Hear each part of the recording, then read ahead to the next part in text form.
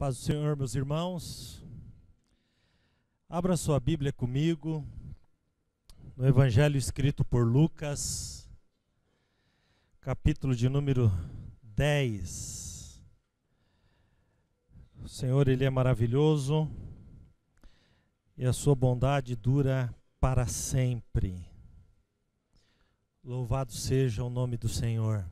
Lucas 10, do 30 ao 35.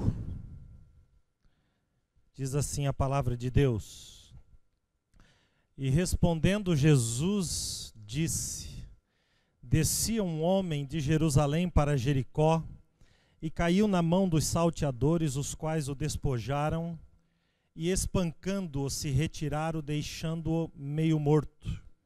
Ocasionalmente descia pelo mesmo caminho certo sacerdote, e vendo-o passou de largo. De igual modo também um levita, chegando àquele lugar e vendo, passou de largo. Mas um samaritano que seguia seu caminho, chegou ao pé dele e vendo-o, moveu-se de íntima compaixão, e aproximando-se atou-lhe as feridas, deitando-lhes azeite e vinho, e pondo sobre o seu animal, levou-o para uma estalagem e cuidou dele. E partindo no outro dia, tirou 2 dinheiros e deu-os ao hospedeiro e disse-lhe: Cuida dele, e tudo o que demais gastares, eu te pagarei quando voltar. Amém. Tome seu assento.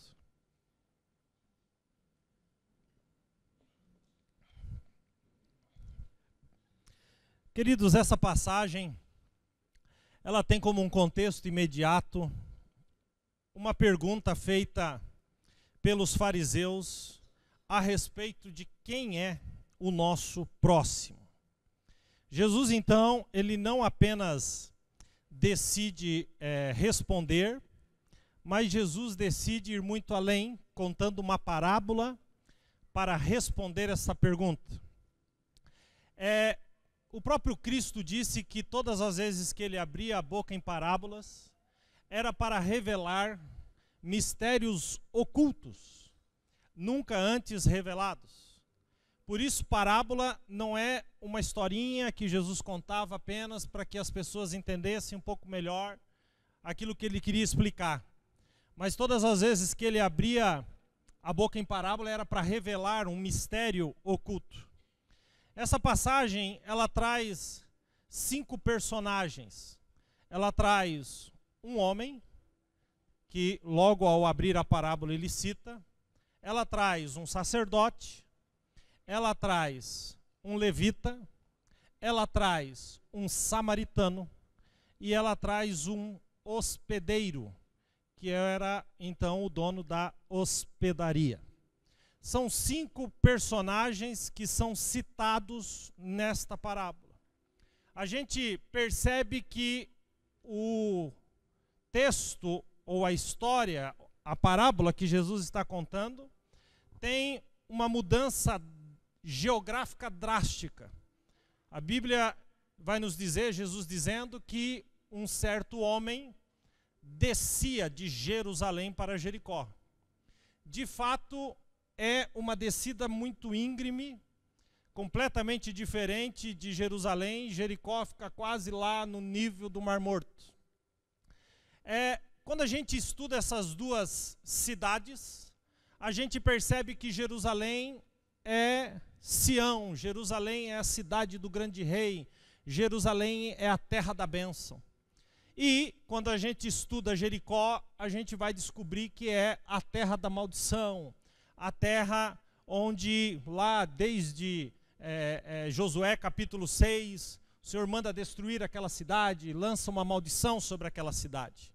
O que nos mostra é um homem que está num lugar de bênção, num lugar de contato com este grande rei, e decide deliberadamente virar as costas para esse rei e descer a um lugar de maldição. Quando a gente olha para essa parábola, e nesses poucos versículos que lemos, nós percebemos que esta parábola, ela é incrivelmente maravilhosa e abrangente. Porque dentro desta parábola, a gente encontra toda a história da humanidade. A humanidade, representada aqui por esse homem, fez a mesma coisa. Deus o criou para si, Deus criou para a adoração, Deus criou para o contato diário, Deus criou para a comunhão o homem.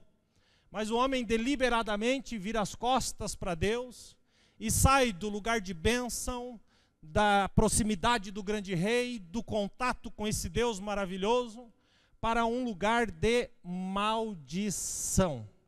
O que acontece nesse caminho inverso à presença de Deus é que ele é assaltado, espancado e atirado como meio morto. O único lugar da Bíblia que cita esta expressão meio morto é aqui. Não existe a expressão em nenhum outro lugar na Bíblia.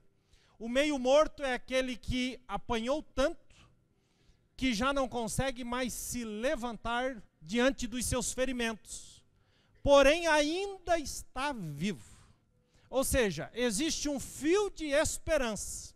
Mas o homem que está como meio morto não tem condições de, por conta própria, resolver a sua situação.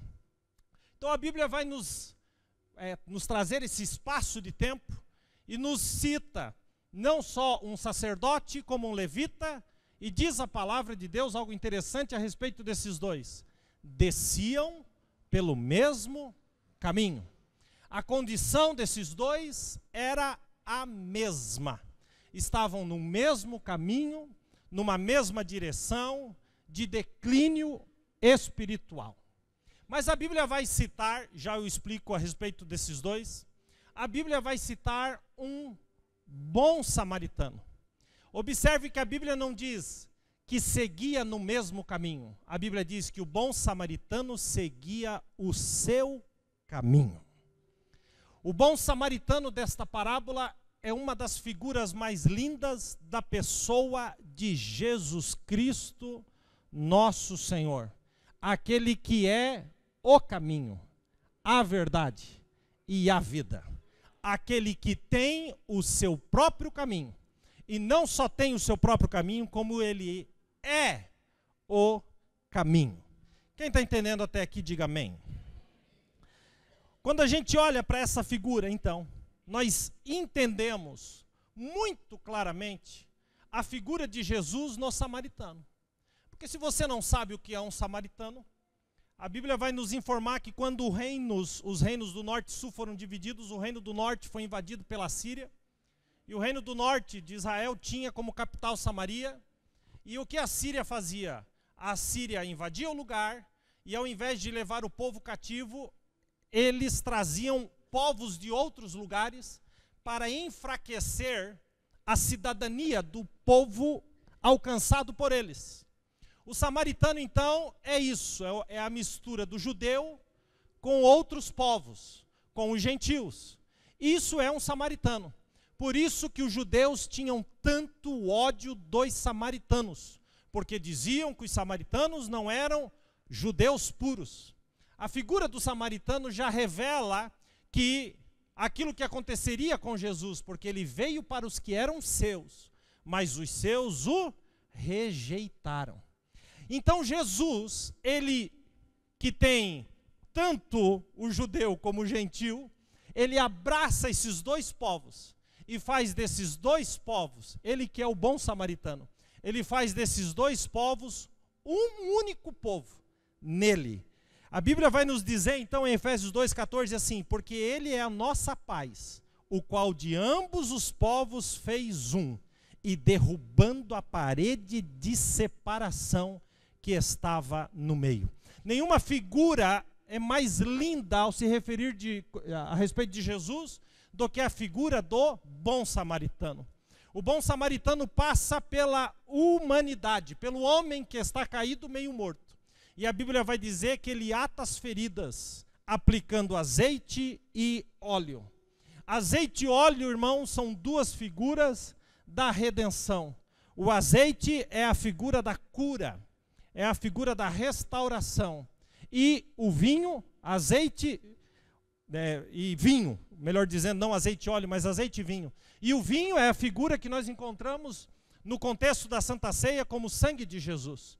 Então o bom samaritano Jesus pega aquele que estava meio morto, coloca ele numa situação agora de cuidado e lhe aplica, olha que coisa maravilhosa, o azeite da restauração e o vinho do seu próprio sangue, junta aquele homem do chão, daquele estado miserável, aquele homem que foi saqueado, que foi espancado por Satanás na sua trajetória anônima de tentar vencer as coisas. Ele junta aquele homem meio morto, através desse processo da redenção, e ele vai até uma hospedaria. Ao chegar na hospedaria, ele diz: tome aqui o que eu acabei de resgatar, cuida dele, logo, logo, eu vou voltar para buscá-lo. O hospedeiro nesse texto é a figura majestosa, maravilhosa do Espírito Santo, que continua a obra que Jesus começou na cruz do Calvário. Ao entregar a humanidade ao Espírito Santo, olha essa figura, ele dá, o texto nos diz que o samaritano deu ao hospedeiro 2 denários, ou 2 dinheiros. Um denário pagava 1 dia de trabalho de uma pessoa. Então, olhando para a parábola, a gente entende que ele pagou 2 dias para o hospedeiro.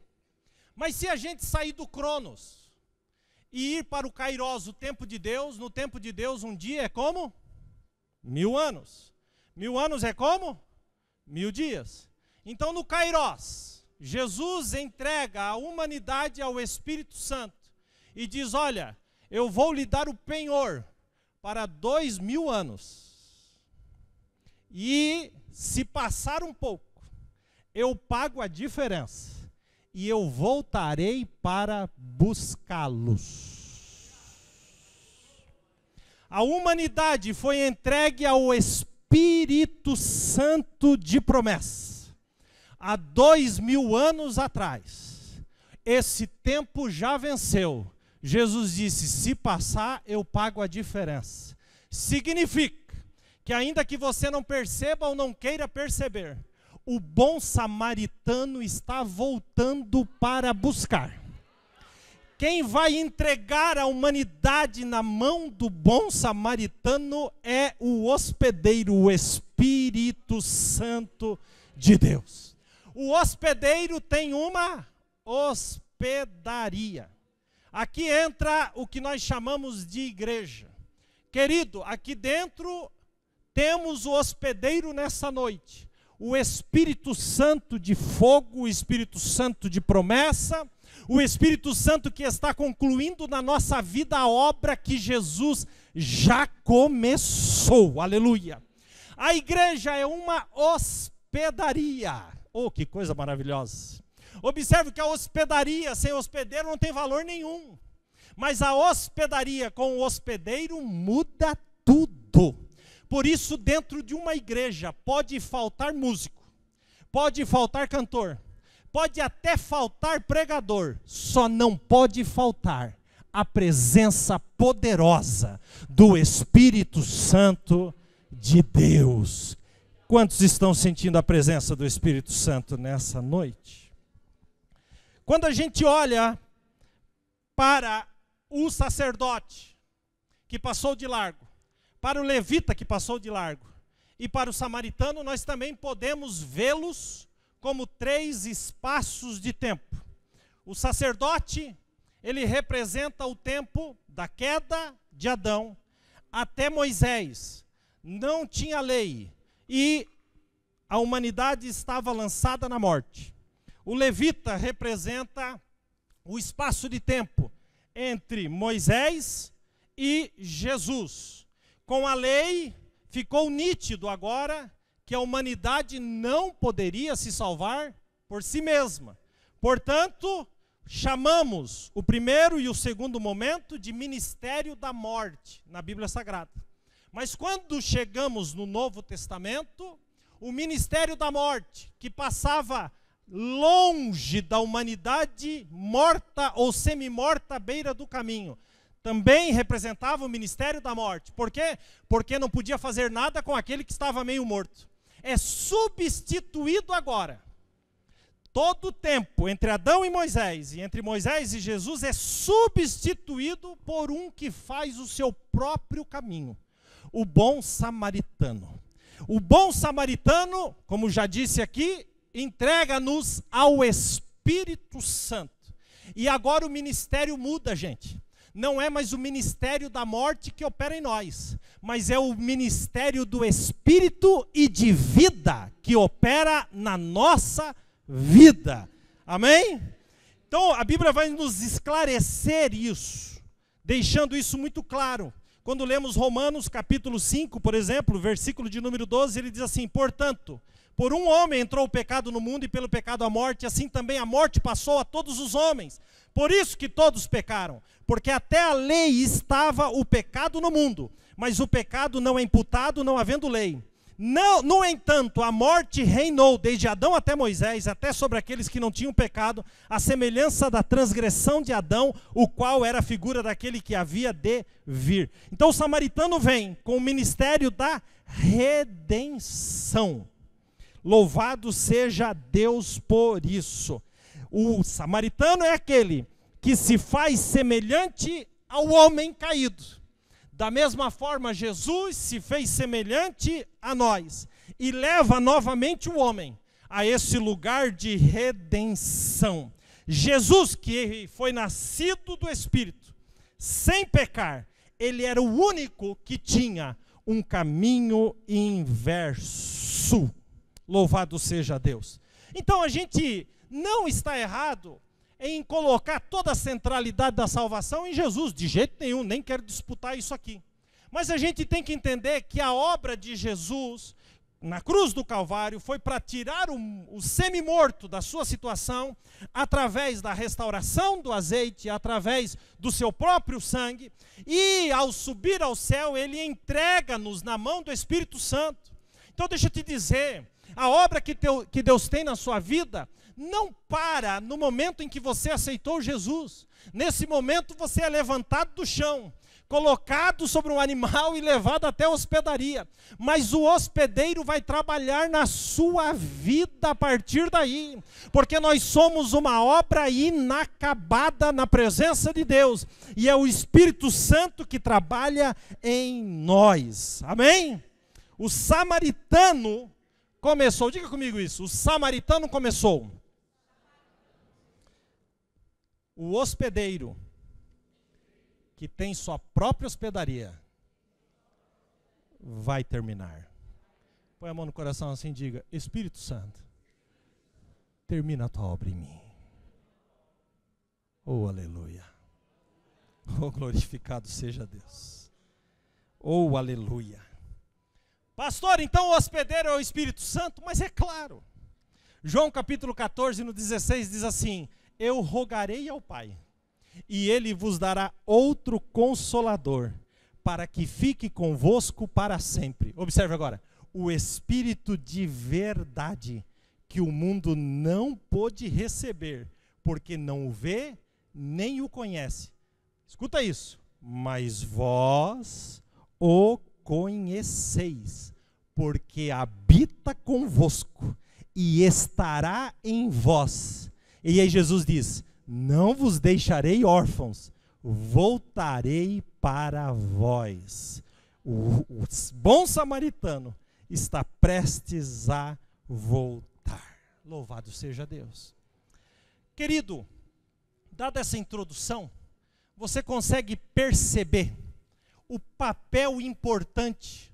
Não existe ilustração mais simples e mais completa do que esta parábola para você entender o papel do Espírito Santo. Entendemos então que demos as costas para Deus em Adão. Fomos saqueados, maltratados e humilhados por Satanás, que tinha certeza que tinha nos matado. o período entre Adão e Moisés passou de longe. A lei passou de longe. Até que veio um semelhante a nós, o bom samaritano, e se aproxima de nós. Só ele podia se aproximar, porque só ele tinha o azeite, porque só ele tinha o vinho. É ele que nos resgata desse lugar terrível.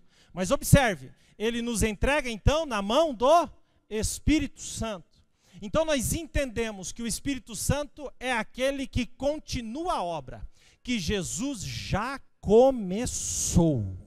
Então você não é uma obra completa, o Espírito Santo está trabalhando na sua vida. Por isso que a gente tem que dar muito valor à importância da obra do Espírito nas nossas vidas. Queridos, a obra do Espírito na nossa vida não é opcional. Como se a gente comprasse um carro e o carro nos leva onde a gente quiser e a gente põe um opcional no carro. Mas se não tiver, tem menos conforto, mas ele vai nos levar onde queremos do mesmo jeito. Não. O Espírito Santo não é um opcional. O Espírito Santo é o motor do carro. É o motor que vai te conduzir. Existe motor opcional em carro? Você chega numa concessionária para comprar um carro e o camarada pergunta, você quer com ou sem motor? Mas ele não, vou levar sem motor. Para fazer igual os Fred Flintstones lá e puxar com o pé embaixo. Obviamente que não. O motor não é uma opção no carro. Assim como o Espírito Santo não é uma opção na vida cristã. O Espírito Santo é a vida em nós. O resumo, querido, de tudo que falamos até aqui é simples. Está lá em Romanos 8,14. Diz assim, porque todos os que são guiados pelo Espírito de Deus são filhos de Deus. A palavra guiados aqui do grego ago significa guiar, conduzir, segurando com as mãos. Querido, ser guiado pelo Espírito, eu não estou falando aqui de direção profética, não, de mensagem profética, é muito mais do que isso. Ser guiado pelo Espírito é um Espírito Santo que quer nos conduzir, mas ele diz assim, eu posso pegar na sua mão? Pode, doce Espírito, então me dê a mão, e o Espírito Santo então vai te conduzir pela sua vida. Isso é ser guiado pelo Espírito Santo, é caminhar ao seu lado, viver uma vida no Espírito, é fazer com que a obra do Espírito Santo nos faça parecer com Jesus Cristo, nos tornar parecido à imagem de Cristo. 2 Coríntios 3,18 diz assim, nós somos transformados de glória em glória na mesma imagem como pelo Espírito do Senhor. Vida no Espírito é muito mais do que poder, ainda que é isso também. Vida no Espírito é se parecer com Jesus. Quem estava aqui domingo passado sabe do que eu estou falando. É se parecer com Jesus. Isso é ter vida no Espírito Santo. O centro da obra do Espírito é nos transformar na imagem de Jesus. Então o texto, querido, nos revela esta obra que o Espírito Santo vai terminar. E aí alguém pergunta, mas pastor, como que eu lido com a minha carne? Como que eu lido com os meus desejos? Como que eu lido com as minhas emoções? Como que eu lido com a minha natureza caída? Vou lhe dar a resposta. A Bíblia vai nos dizer então em Romanos 8,26, diz assim, da mesma forma, o Espírito nos ajuda nas nossas fraquezas. Querido, a palavra ajuda aqui, ela significa sunante lambano. A palavra ajuda, ela vem do grego sunante lambano. Olha que tamanho de palavra. Mas é daí que vem a palavra ajuda. Da mesma forma, o Espírito nos ajuda. O que significa, pastor? Significa pegar firme contra alguma coisa juntamente com alguém. Então eu vou dar um exemplo bem prático. Vou pedir para o jovem aqui. Vem aqui, irmão Renildo. Sabe aqui, correndo. Bem rapidinho. Eu vou dar um exemplo bem prático aqui, para vocês entenderem o que o Espírito Santo faz na nossa vida. Porque eu não vim aqui pregar ilusão para você. Eu não vim aqui fazer sensacionalismo. Eu vim aqui para ser usado por Deus, para mudar a sua vida para sempre, através do entendimento da palavra de Deus. Então se a gente coloca o Joel aqui do lado de cá desse púlpito, Pega aqui, Joel, com as duas mãos, só com a ponta dos dedos. Pronto. Eu pergunto para vocês, fica mais aqui, irmão Reinildo, para o povo ver aqui. Eu pergunto para vocês, o Joel, na posição que ele está, sem a ajuda de ninguém, ele consegue suspender esse púlpito do chão, sim ou não? Sim ou não? Fica mais aqui. Ele consegue suspender, do jeito que ele está aí, esse púlpito do chão, sim ou não? Não. Então o Espírito Santo, ele nos ajuda nas nossas fraquezas. Então o Espírito Santo vê a necessidade e coloca a mão do outro lado. Leva esse púlpito 1 metro para frente. Deu. Trago de novo. Tira o Espírito Santo. O Joel consegue fazer o que o Espírito Santo junto com ele fez, sim ou não? O Espírito Santo quer fazer o trabalho do Joel, sim ou não?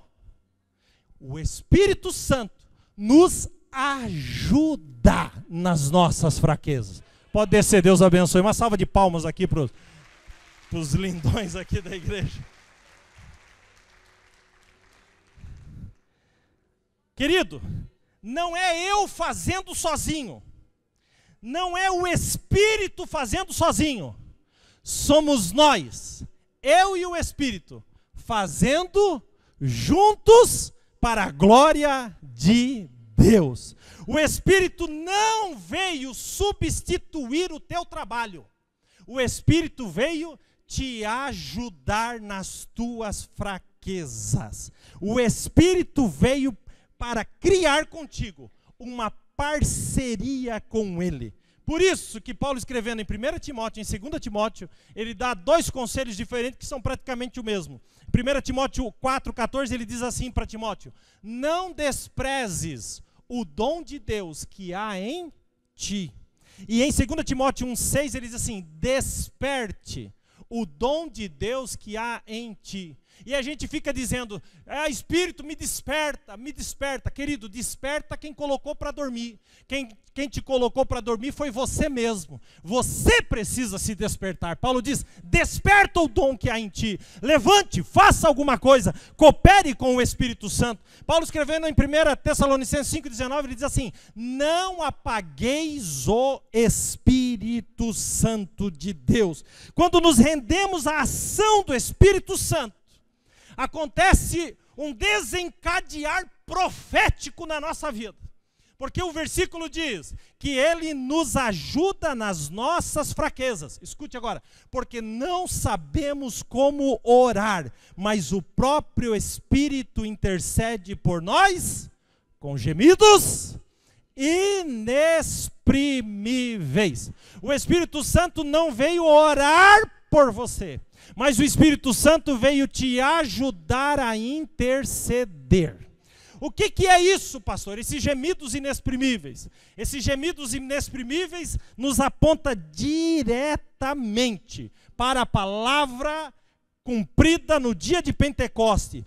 Todos foram cheios do Espírito Santo e começaram a falar em outras línguas, conforme o Espírito Santo lhes concedia que falassem.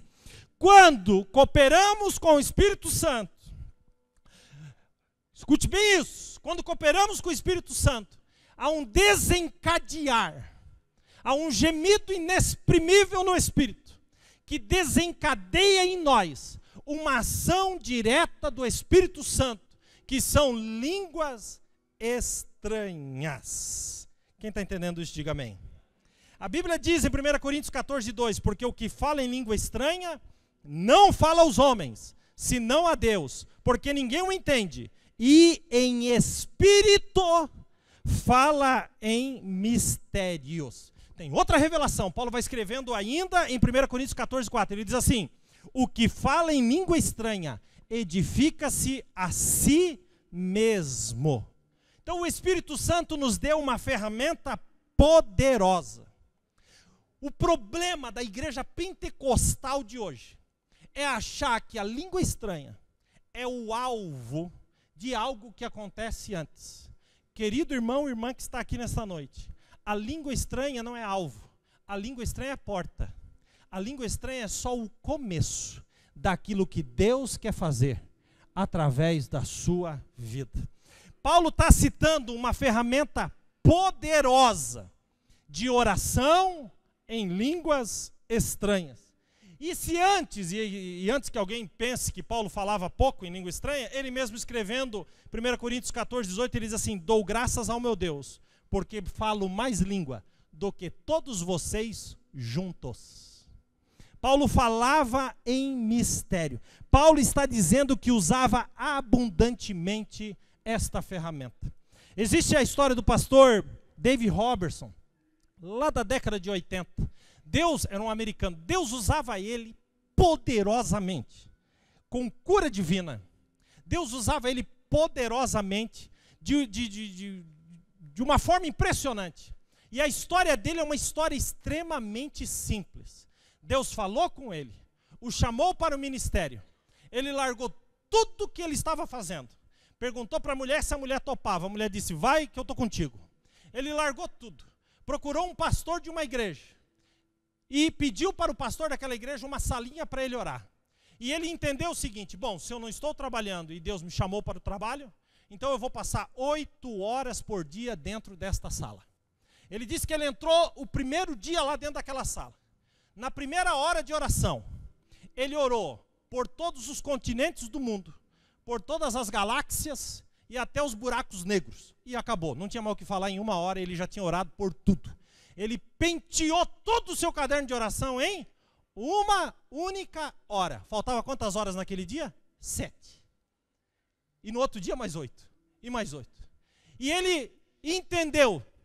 E começou simplesmente. E olha que ele orava daquele crente fervoroso, de joelho. 8 horas de joelho não é brincadeira não. A gente está fazendo uma hora de oração aí. E quando o povo levanta, a gente escuta um barulho de ranger de porta. Né? Na coluna, no joelho. 8 horas. Ele ficou 7 horas pensando o que ele faria no dia seguinte. Ele leu um pedaço da Bíblia e tal. De repente, despertou dentro da mente dele: eu vou começar a orar em línguas. E ele passou, orava o que ele achava, até onde ele podia ir, e depois ele começava a orar em línguas, a ponto dele falar 8 horas em línguas todos os dias em oração. Teve um culto na parte de cima, e o pastor chamou ele. Era uma igreja tradicional, muito quieta, e tinha um pregador muito famoso, e ele foi convidado. Ele disse: olha, eu acho que eu vou até para dar uma esticada na coluna. Subiu, sentou no primeiro banco, o pastor começou a pregar, e ele, contando no livro dele, diz que de repente ele teve uma visão de um fêmur, de um osso da coxa, do fêmur, e ele viu que aquele fêmur era mais curto do que o que estava no lado na visão. E ele percebeu um desgaste na ponta daquele fêmur. E ele viu aquela visão, e de olho fechado ele via, de olho aberto ele via. E ele olhou 2 cadeiras para o lado e tinha uma mulher com uma muleta na mão. E ele chegou naquela mulher e ele disse para aquela mulher: a senhora tem um fêmur mais curto que o outro? E ela disse: tenho. A cabeça do fêmur está desgastada? Ela disse: está. Ele olhou: bom, eu acho que Deus quer que eu faça alguma coisa. Eu posso orar pela senhora? E ela disse: pode. E ele era aquele pentecostal. Quando ela disse pode, ele se jogou no chão, agarrou as 2 canelas da mulher e começou a gritar. E começou a gritar, gritar, gritar. E o pastor da igreja pediu que os diáconos fossem lá para conter o barulho e a bagunça. Mas foi tarde. O fêmur cresceu e a mulher foi curada para a glória de Deus naquele momento. Ele diz no livro dele que ele descobriu acidentalmente que ele pode orar em línguas. Por quê? Porque a mente não compreende, mas o Espírito fala em mistérios. O Espírito fala em mistérios. Ele descobriu que para buscar unção de Deus, quanto mais línguas fala, mais unção tem. Paulo escrevendo, em 1 Coríntios 14, 4, ele diz assim: o que fala em língua estranha, isso é Bíblia, tá? Edifica-se a si mesmo.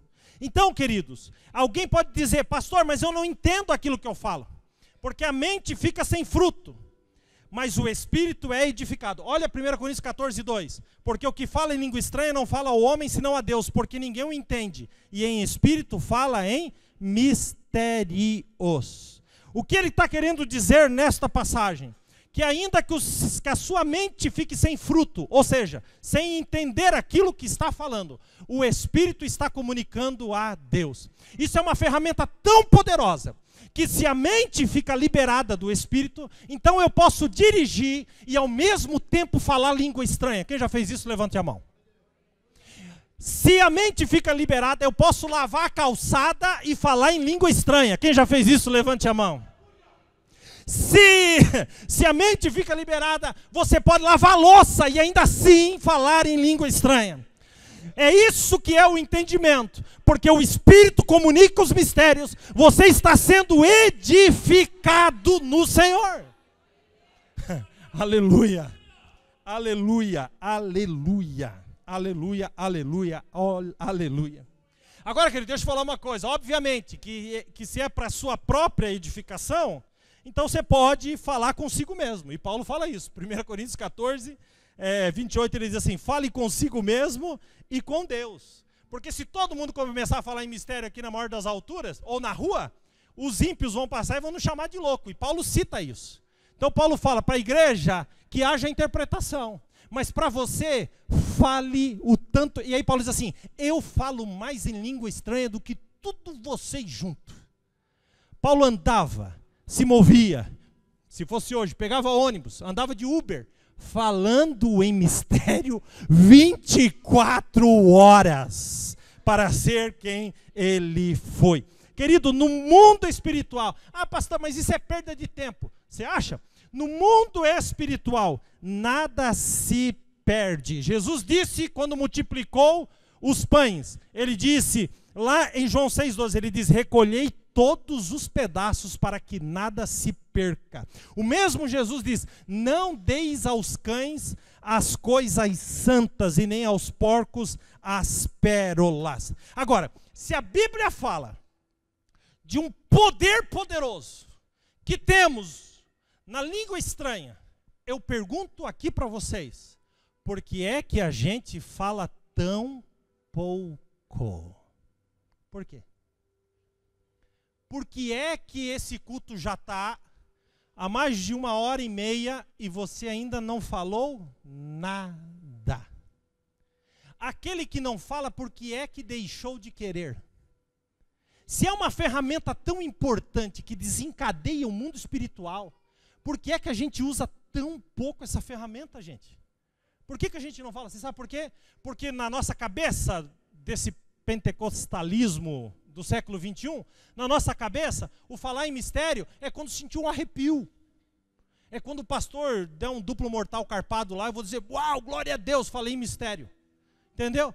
Não, porque daí se o fogo descer e se eu ver o anjo com a espada. Querido, você tem a oportunidade de se edificar a si mesmo. Pastor, eu não entendo o que eu estou falando, mas o teu espírito entende. Deus entende, os mistérios estão sendo revelados para a sua alma. Deus vai começar a te usar poderosamente. Por que a gente fala tão pouco?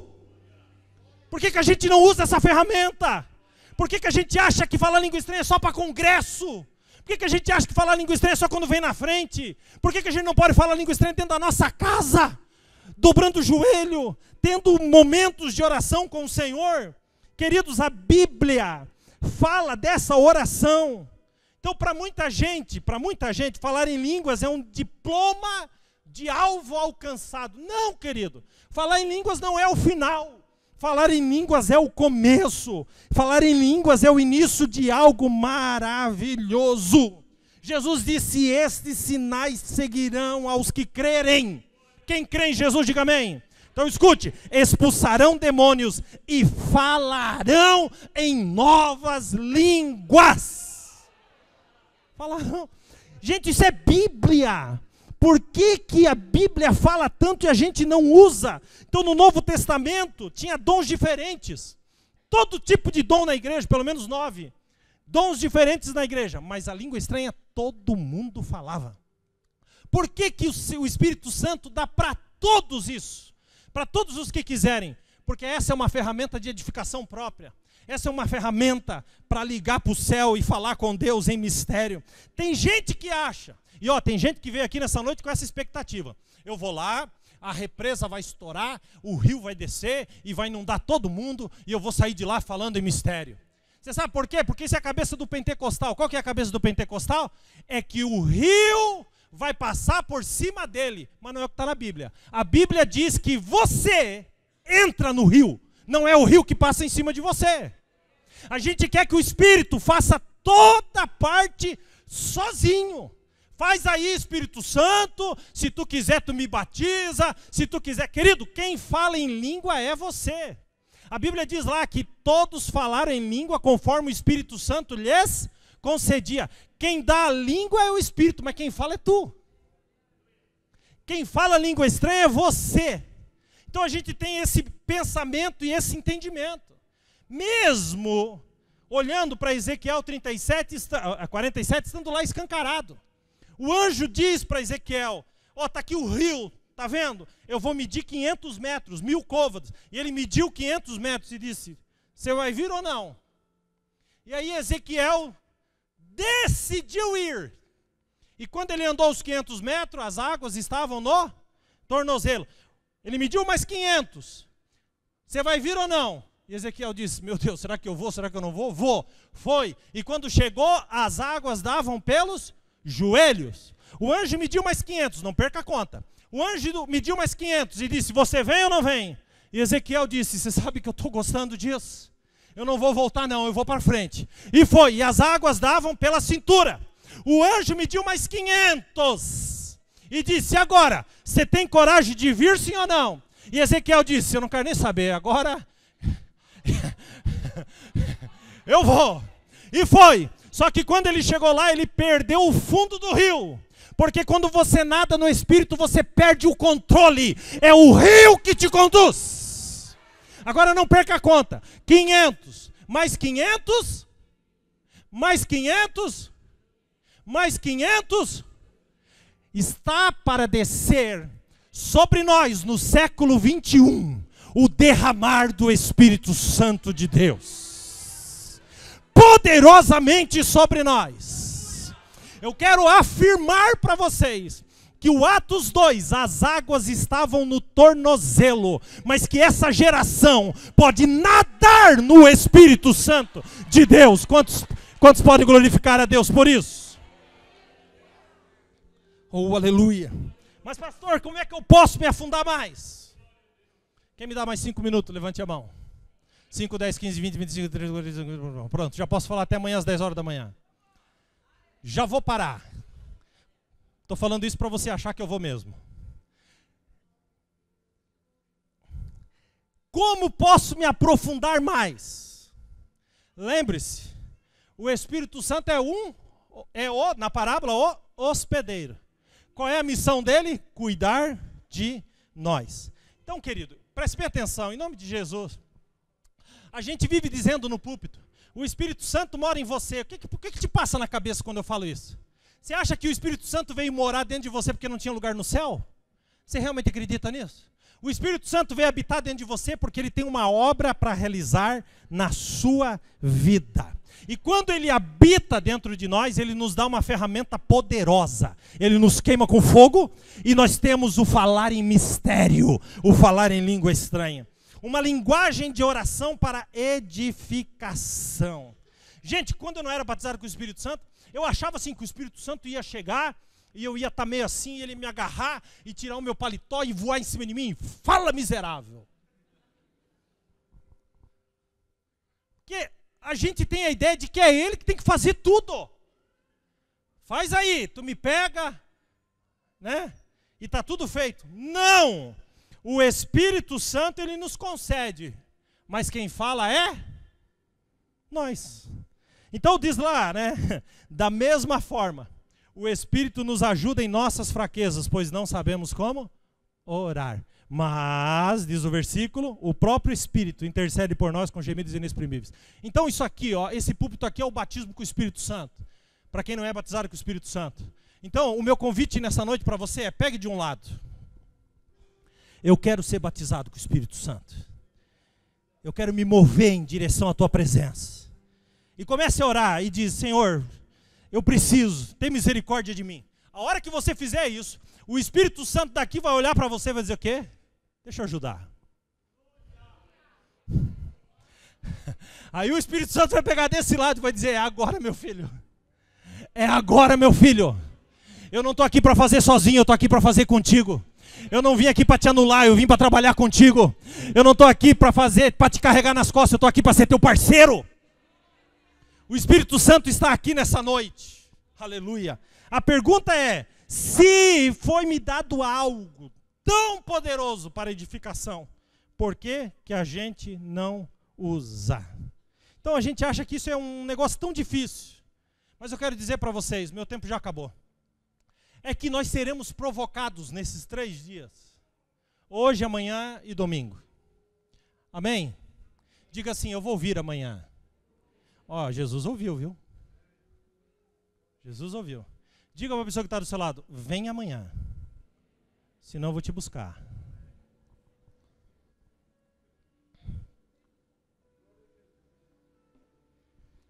Agora enganem-se vocês. Se pensam que eu quero apenas um final de semana glorioso. Não. Eu quero que a gente mude a nossa vida para sempre. Para sempre. Sabe qual que é o maior impedimento para a obra do Espírito Santo na nossa vida? É que a gente quer uma explicação para tudo. Não, me explica. Não, eu tenho que entender 100%. Eu tenho que compreender 100%. Querido, o Senhor diz em Marcos capítulo 4, 26, 27, ele diz assim, o reino de Deus é assim como um homem que lança uma semente na terra. O homem dorme, levanta-se de noite e de dia, e a semente brota e cresce, não sabendo o homem como. O Espírito Santo sopra onde Ele quer. Eu não estou aqui para te explicar tintim por tintim. Creia no que eu estou dizendo nessa noite, e a sua vida vai mudar para sempre. A semente, querido, não germina pelo tanto do conhecimento que o agricultor tem. A semente germina simplesmente porque foi plantada. Então, a gente às vezes fica, mas como é que o Espírito faz? Como é que o Espírito Santo faz? Querido, lança a semente. Ah, mas eu quero viver isso que você está falando aí, mas como é que eu faço? Tome uma decisão hoje para viver o que o Espírito Santo tem na sua vida. Então tem crente que sabe tudo sobre o falar em línguas. Só não fala. Tem gente que sabe tudo como plantar. Só não planta. Tem gente que sabe tudo que a Bíblia diz. Tem uns versículos de cor na cabeça, mas não pratica. Posso, querido, passar meses aqui pregando e ainda assim você não receber absolutamente nada, porque isso está em você. Escute, se o Espírito Santo não faz a sua parte, nem pensem que sou eu que vou fazer. Nem pensem que o derramar do Espírito nesse lugar sobre a sua vida depende de mim. Se o Espírito Santo, que é o Espírito Santo, diz, eu só faço se for contigo, nem passe pela sua mente que eu vou fazer alguma coisa aqui e Não. É você e o Espírito Santo. Amém? Então nós vamos orar. Eu quero que você fique de pé. Quem aqui é batizado com o Espírito Santo desse lado, levante a mão. Quem aqui é batizado com o Espírito Santo? Quem aqui é batizado com o Espírito Santo, levante a mão. Quem aqui é batizado com o Espírito Santo, levante a mão. Então você aprendeu. Nós vamos orar. Você aprendeu. Querido, deixa eu falar uma coisa para você.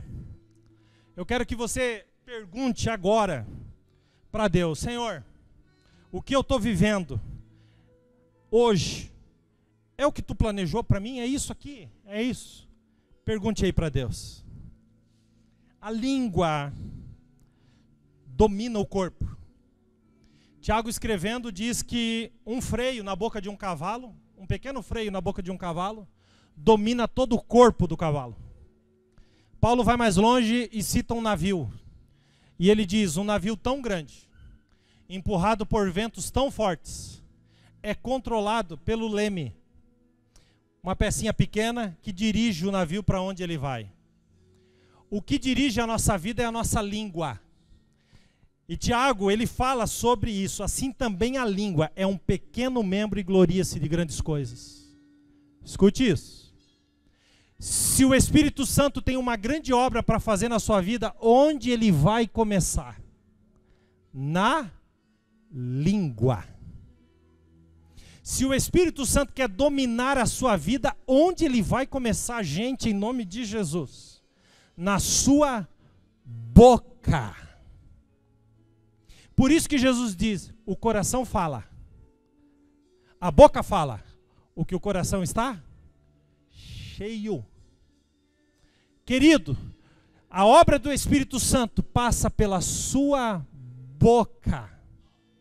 Então eu quero te desafiar, nesses 3 dias, a falar em mistério nesse lugar, a ser batizado, a ser cheio da glória de Deus, a viver o impossível de Deus. A gente que é o navio pensa, o que vai me empurrar para frente é o vento do Espírito. Mas o Espírito vem e diz assim, não é só o vento não, é o leme, é a língua. Começa contigo. O vento é a ação fora do navio. O leme é aquilo que está no navio. O Espírito Santo está aqui, mas a boca continua sendo tua. Se você ficar me olhando com cara de coruja com dor de dente, isso é contigo. Ou você pode querer ou não viver uma experiência com Deus. A EBFA é um trabalho de 3 dias. A gente continua amanhã e termina no domingo. Decida hoje voltar todos os dias. A oração no Espírito é algo maravilhoso. Pare de esperar o rio entrar em você. Entre você no rio. Pare. Ore para que esse dia mude a sua vida para sempre. Vamos orar? Antes de orar, eu quero perguntar se tem alguém aqui que está afastado dos caminhos do Senhor ou que gostaria de entregar sua vida para Jesus. Existe alguém? Faz um sinal comigo para a mão, com uma das mãos. Existe alguém aqui desse lado que quer entregar sua vida para Jesus, viver uma vida guiada pelo Espírito Santo de Deus? Existe alguém? Faz um sinal assim. Existe aqui, existe. Desse lado, existe alguém que gostaria de entregar sua vida para Jesus, que está afastado dos caminhos do Senhor? Pergunte para a pessoa que está do seu lado, você gostaria de receber essa oração? Eu posso ir lá com você receber essa oração. Pergunte para a pessoa que está do seu lado. Em nome de Jesus, pergunte. Então escute, nós vamos orar. Se você se sentir incomodado e quiser vir, venha. Nós vamos orar. Nesse momento, pedindo o derramamento do Espírito Santo esses 3 dias aqui. Quando a gente terminar de orar, eu quero que você abrace alguém e deixa Deus usar a tua boca para falar alguma coisa para essa pessoa que está aí perto de você, seja atrás, seja no lado, seja na frente. Amém? Então põe a mão no seu coração. Pai, em nome de Jesus, com a mais absoluta compreensão e entendimento da tua palavra, tu é lindo, tu é maravilhoso, tu é exaltado. Tu é o bom samaritano que está voltando para nos buscar. Tu é aquele que nos guarda. Tu é aquele que nos conduz. Tu é aquele que nos abençoa. Tu é aquele que realiza. Tu é aquele que faz. Pai, que nesses dias, Senhor, haja o derramar do Teu Espírito Santo. Eu repreendo todas as obras de Satanás. Toda obra contrária. Olha aqui para mim, olha aqui para mim, olha aqui para mim. Oh, aleluia. Tem uma vida aqui na frente. Escute. Vem 10 pessoas aqui orar comigo. Porque tudo que o diabo não quer que a gente ore aqui nessa noite. Preciso de 10 pessoas que vêm aqui em cima do púlpito orar comigo. Para pedir que o Espírito Santo desça sobre nós esses 3 dias. Quem tem coragem, vem aqui bem rápido, bem rápido, bem rápido, bem rápido. Bem rápido, bem rápido, bem rápido. Bem rápido, bem rápido, bem rápido. Bem rápido, bem rápido, bem rápido. 1, 2, 3, 4, 5, 6, 7. Meu Deus, nessa multidão, será que vai faltar 3, gente? Não é possível. Não. Então o peso está aqui. Eu tô achando que vocês não querem. Vocês querem ou vocês não querem? Quem quer, levante a mão. Então vamos orar. Agora você vai ver. Pai, em nome de Jesus. Oh, aleluia. Toda obra do inferno seja derrotada. Toda cadeia do inferno seja quebrada. Toda corrente seja partida. Todo arco seja arrebentado. Pai, em nome de Jesus, derrama sobre nós o Teu Espírito Santo. Muda a nossa vida para sempre. Batiza-nos nesses dias. Oh, aleluia. Oh, aleluia. Oh, aleluia. Oh, aleluia.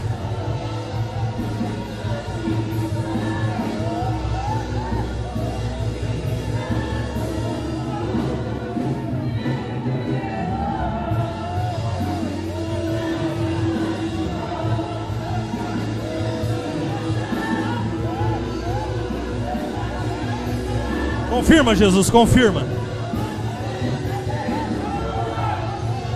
Confirma, Jesus, confirma. Ei, onde estão os batizados com o Espírito Santo?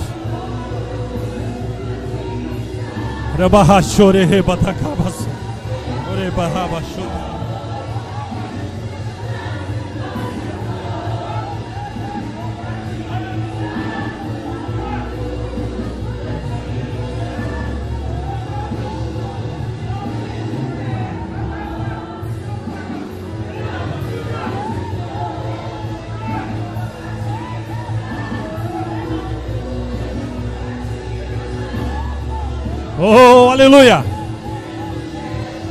Oh, levante a sua mão. Oh, onde estão os batizados com o Espírito Santo? Onde estão? Onde estão? Onde estão? Oh, vento impetuoso, traz línguas de fogo.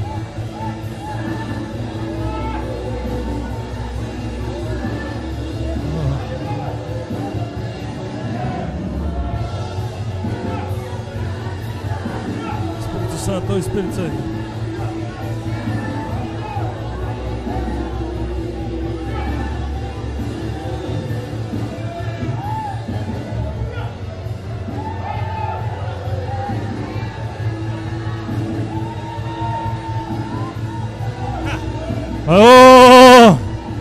Oh, aleluia. Agora eu vou pedir para você, seja a boca de Deus para alguém. Dê um abraço da pessoa que está perto de você e diga alguma coisa de Deus para essa pessoa. Diga alguma coisa de Deus para essa pessoa. Diga alguma coisa de Deus para essa pessoa. Diga alguma coisa de Deus para essa pessoa.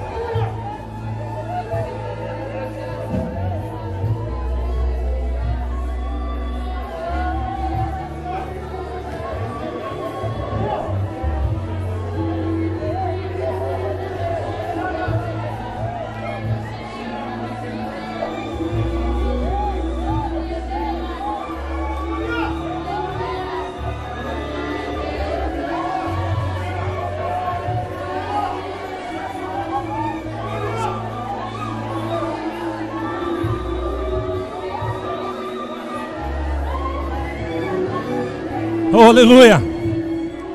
Estenda sua mão para cá.